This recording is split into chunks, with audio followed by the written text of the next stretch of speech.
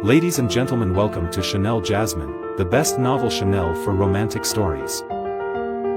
Hai guys, selamat datang di channel Jasmine, channel terbaik untuk menyimak novel-novel romantis. Mohon dukung channel ini dengan subscribe, like dan share video-video yang ada di channel ini. Terima kasih.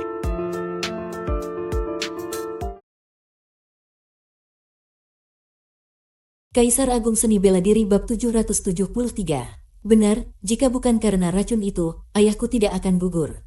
Wajah Huang Chen dipenuhi dengan rasa penyesalan yang mendalam, bercampur dengan kebencian yang membara. Ketika ayah kembali dari dunia bawah, dia sebenarnya sudah terluka parah. Lukanya bukan berasal dari pertarungan dengan Situ Zhenjian, tetapi akibat dari cedera yang diderita di tempat rahasia yang berisi pecahan sari cahaya abadi. Jika bukan karena cedera itu, dengan kekuatannya yang bisa menyaingi seorang dewa raja, Situ Zhenjian tidak akan menjadi ancaman besar, kata Huang Chen, dengan kepalan tangan yang gemetar karena amarah. Ketika itu, keluarga Zhao mengirimkan pil penyembuh kepada kami. Aku tidak berpikir panjang dan memberikannya kepada ayah. Aku tidak pernah menyangka pil itu sebenarnya adalah racun, lanjutnya, dengan suara penuh rasa bersalah, sementara jarinya menggenggam erat hingga darah mulai merembes keluar dari telapak tangannya. Keluarga Zhao dari dunia Dewa Surga. Kenapa mereka mengirimkan pil beracun? Luo Xiu bertanya sambil mengerutkan kening. Sebagai ahli alkimia yang handal, dia tahu bahwa seorang alkemis yang berpengalaman bisa dengan mudah menyembunyikan racun dalam pil penyembuh. Bahkan seseorang yang tidak memahami seni alkimia akan sulit mengenali tipu daya tersebut. Seorang alkemis mampu membuat pil penyembuh untuk menyelamatkan nyawa, tetapi mereka juga bisa membuat racun yang mematikan. Sebagai contoh, seorang alkemis besar seperti Ji Xuanhong bahkan dapat membuat pil beracun tingkat kaisar yang bisa membunuh seorang dewa kaisar tingkat tinggi. Setelah ayahku terkena racun, pasukan yang dikirim oleh Situ Zhenjian segera tiba. Baru kemudian aku mengetahui bahwa ketika ayahku mendapatkan pecahan sari cahaya abadi di dunia atas, seorang murid keluarga Zhao juga melihatnya. Namun, dia tidak melaporkannya kepada senior keluarga, melainkan mencoba merebutnya sendiri. Tetapi karena dia merasa tidak cukup kuat untuk melawan ayahku sendirian, dia memilih menggunakan cara licik ini. Huang Chen menjelaskan dengan perlahan, dan semuanya menjadi lebih jelas. Luo Xiu tidak menyangka bahwa insiden di masa lalu ini ternyata sangat kompleks, melibatkan begitu banyak pihak dan kepentingan yang bertentangan. Baik Situ Zhenjian, Liu Xiahan, maupun murid keluarga Zhao semuanya bersekongkol untuk mendapatkan pecahan sari cahaya abadi. Namun pada akhirnya, tidak ada satupun dari mereka yang berhasil, dan pecahan itu justru jatuh ke tangan Luo Xiu, seorang pemuda dari ribuan tahun di masa depan. Situ Zhenjian dan Liu Xiahan berasal dari faksi pengendali surga, sebuah kekuatan besar yang menjadi dalang dari perang besar di era kuno. Meski begitu, bahkan orang seperti Liu Xiahan hanya merupakan salah satu dari pion kecil di dalam organisasi besar tersebut. Namun, Luo Xiu tahu bahwa identitas asli Liu Xiahan adalah sebuah tanaman iblis bernama anggur penghisap darah, yang menggunakan salah satu bagiannya untuk menyusup dan menyembunyikan diri di sekte awan surga. Jika ada seseorang seperti Liu Xiahan yang mampu menyusup, berapa banyak lagi pion-pion faksi pengendali surga yang tersembunyi di antara 3.000 dunia besar di alam semesta ini. Luo Xiu menyadari bahwa rahasia besar mungkin tersembunyi di balik semua ini.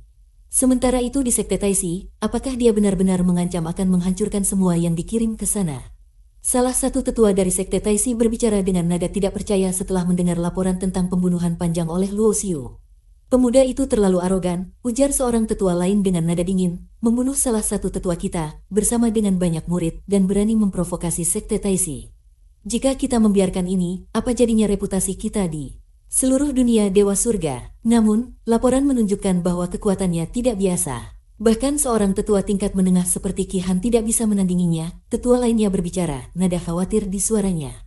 Kita tidak tahu siapa dia sebenarnya, tetapi dia menyebut dirinya Luo Xiu dan tampaknya berasal dari dunia atas, ujar seorang tetua yang lebih tua, alisnya berkerut dalam. Namun, meskipun dia seorang jenius dari dunia atas, dia jelas dalam pelarian.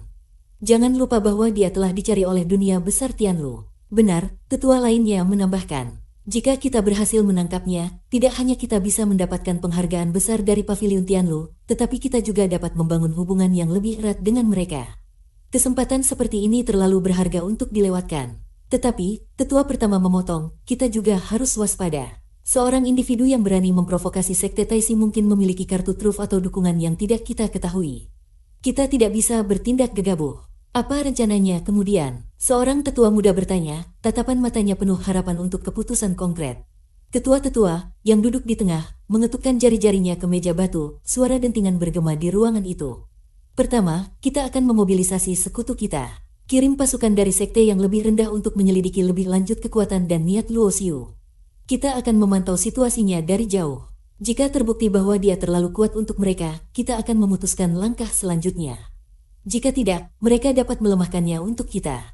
Dan jika dia benar-benar berbahaya, salah satu tetua bertanya, tatapannya tajam. Jika dia menjadi ancaman nyata, ketua-tetua menjawab dengan tegas, maka kita tidak akan ragu untuk memobilisasi kekuatan penuh sekte Taisi. Tetapi kita tidak akan membuat gerakan seperti itu kecuali benar-benar diperlukan. Sekte Taisi memiliki reputasi dan kepentingan untuk dijaga, dan kita tidak akan mempertaruhkan segalanya untuk seorang pelarian. Keputusan telah dibuat. Sekte Taisi akan memulai dengan serangan tidak langsung melalui sekutu mereka, menghindari risiko besar pada awalnya, sambil menunggu informasi lebih lanjut. Sementara itu, di kota Dewa Perang, Luo Xiu berdiri di atas menara tinggi, memandang cakrawala dengan mata dingin.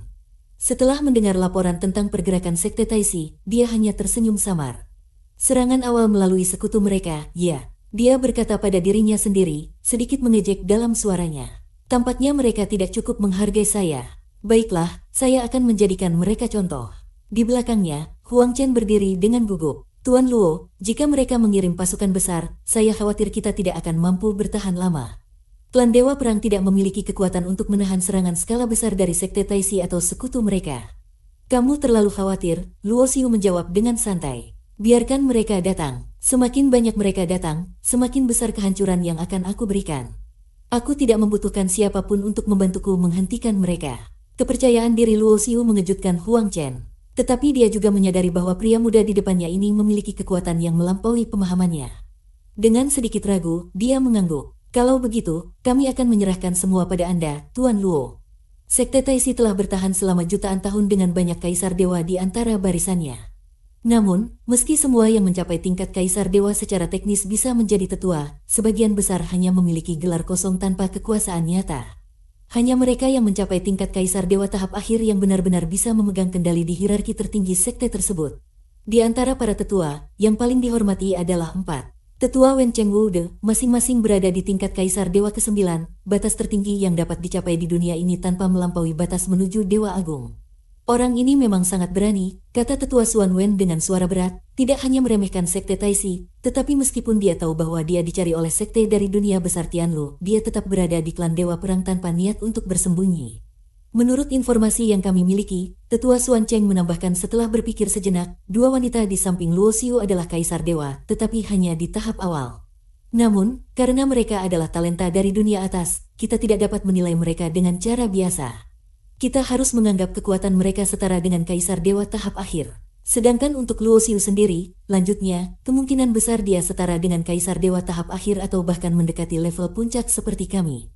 Saat mereka membahasnya, suara yang lembut namun jelas bergema di ruangan, menarik perhatian semua tetua ke arah Kim Yaolun, yang dengan status setengah langkah kaisar dewa memiliki hak istimewa untuk menghadiri pertemuan ini meskipun dia lebih muda.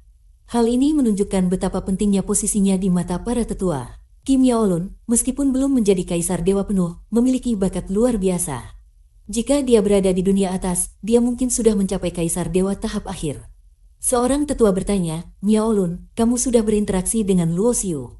Apa yang kamu pikirkan tentang dia? Setelah berpikir sejenak, Kim Yaolun menjawab dengan hati-hati, dia berasal dari dunia atas dan dicari oleh sekte Empyrean dari dunia besar Tianlu, salah satu kekuatan tertinggi di sana. Fakta bahwa dia bisa melarikan diri dari kejaran mereka dan bahkan tidak peduli dengan statusnya yang dicari menunjukkan bahwa dia bukan orang biasa. Dia melanjutkan, meskipun beberapa mungkin menganggapnya sombong, saya percaya ini adalah hasil dari keyakinannya. Dia memiliki kartu truf yang memberinya kepercayaan diri seperti itu. Tidak ada yang tahu apa yang disembunyikannya, tambahnya. Tapi jika kita salah langkah dan gagal menangkapnya, Luo Xiu bisa menjadi ancaman besar bagi sekte Taisi di masa depan. Kita harus berhati-hati. Beberapa tetua mengangguk setuju, tetapi tetua Xuan Wu, yang terkenal karena pendekatannya yang agresif, menggerutu, bagaimana mungkin kita takut pada seorang anak muda? Dengan harta suci sekte Taisi, aku sendiri cukup untuk menundukkannya. Namun, Kim Yaolun tetap tenang. Tetua, mungkin harta suci kita mampu menundukkannya, tetapi kita tidak tahu pasti. Luo Xiu bukan orang bodoh. Dia jelas memiliki sesuatu yang membuatnya berani menantang kita. Dia menambahkan, jika kita gagal pada percobaan pertama, dia mungkin kabur dan menjadi ancaman yang lebih besar di masa depan. Kita harus berhati-hati. Ketika tetua Xuan Wu bertanya, lalu kapan waktu yang tepat untuk bertindak? Kim Yaolun menjawab dengan senyuman bijak, kita perlu mengungkap kartu trufnya terlebih dahulu. Biarkan sekutu kita, seperti klan Zhangqiu dan Sekte Harimau Ilahi, mengujinya terlebih dahulu. Selain itu, dengan pemberitahuan buronan dari Sekte Empyrean, kekuatan besar lain seperti Sekte Pedang Surgawi dan Istana Guanghan pasti akan tertarik dan membantu kita mengungkap kekuatannya. Dengan strategi yang matang, Kim Yaolun telah membuktikan dirinya tidak hanya sebagai wanita cantik dengan bakat tinggi tetapi juga kecerdasan luar biasa yang mampu memberikan wawasan strategis dalam situasi yang kompleks. Bersambung.